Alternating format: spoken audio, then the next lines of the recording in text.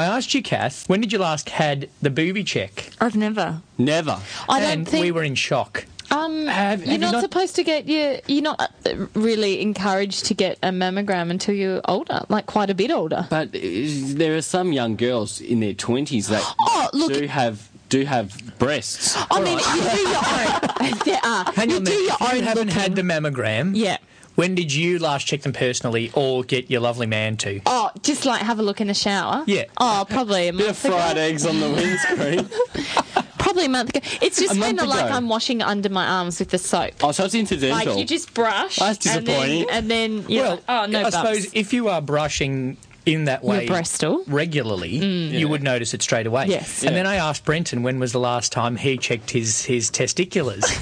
And I said, are you supposed to? Catherine said, get your hand out of your pants, and then she said, are you supposed to? Now, this is the thing, and I've talked when we used to have serious conversations? Yeah. I thought this talked was. Boring. I talked about the ratio between breast cancer fundraising and every other cancer. Yeah. Yes. Like every other cancer doesn't get as much publicity as just breast cancer. Yeah. That's right. Men are meant to check their testicles as often as women are meant to check their breasts. Really? Yeah. So Once a day. For testicular cancer. people like Brenton overcheck them. Probably causes a But tumour. it is A massive growth. massive, being a bit flattering. But no, you're meant to didn't know at least once a month. Okay. You're meant to do the So- self-check because you notice lumps. They are two big lumps, but I was who was I explaining it to?